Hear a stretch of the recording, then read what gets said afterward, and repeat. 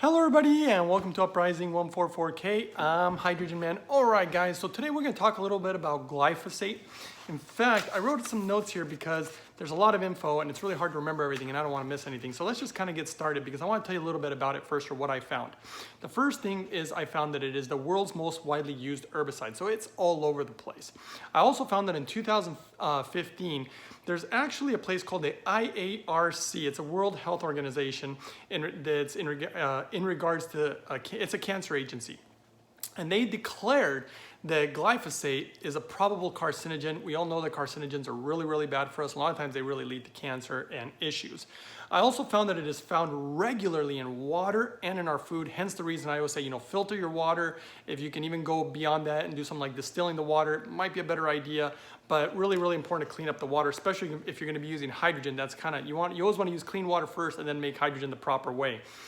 Which is another reason why I think it's better to have a device where you can put any kind of water you want in it instead of one that is directly hooked up to your pipes.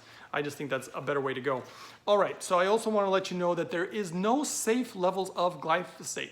A lot of times, people will tell you like, oh, a little bit's okay here and there, your body will handle it. Apparently, that's not the case with this particular herbicide.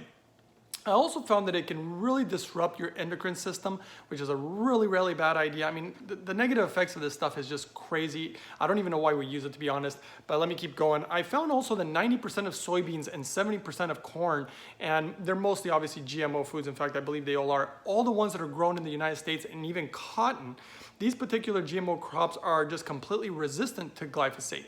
And the reason this is a really big problem is because I was reading that apparently glyphosate affects our body in such a way to where we can become resistant to certain antibiotics, which is a bad idea because if you ever do need antibiotics for some type of emergency, you want them to work. You don't want to have a resistance to them. So in the end, I also found out that there's a company called Monsanto, and the world's top selling weed killer is, guess what, Roundup, which their active ingredient, guess what, is glyphosate. So anyway, the reason I was bringing up this video is because I ended up finding really interesting information about molecular hydrogen, where it actually appears to be able to detox the body of this particular herbicide.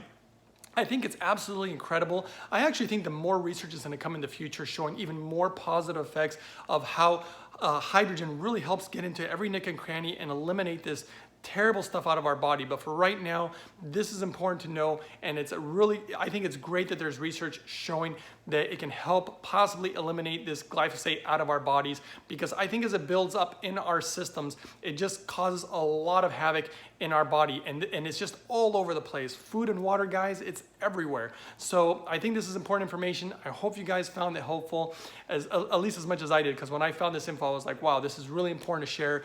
Don't forget to like the video, and don't forget to subscribe if you haven't, and definitely don't forget to share, guys. A lot of people don't know about molecular hydrogen and the amazing things that it can do, and a lot of people certainly won't know that it can help with such a thing as detoxifying glyphosate out of the body. So don't forget to share this info for people who are either suffering from medical problems or want to try to stay healthy. So all right, guys, and another thing I would recommend actually is try to stick to organic foods, and again, cleaning your water to try to really eliminate or at least minimize the exposure to something like this. I know that organic foods are more expensive, but when we purchase them in a way, I really think that we're voting with our dollars and we're supporting farmers who are going above and beyond and trying to grow their food properly so it's better for us. So I think it's a good way for us to support them. And so those are my suggestions, guys, because although they can be more expensive for something like organic food, I think it's a lot cheaper than going to the doctor and then beyond that just suffering. For me, it's just not worth the price tag, really, as far as I don't want to suffer anymore or at all if possible. So, okay, guys, hope you guys found the video helpful. I'll see you guys next time on the next one.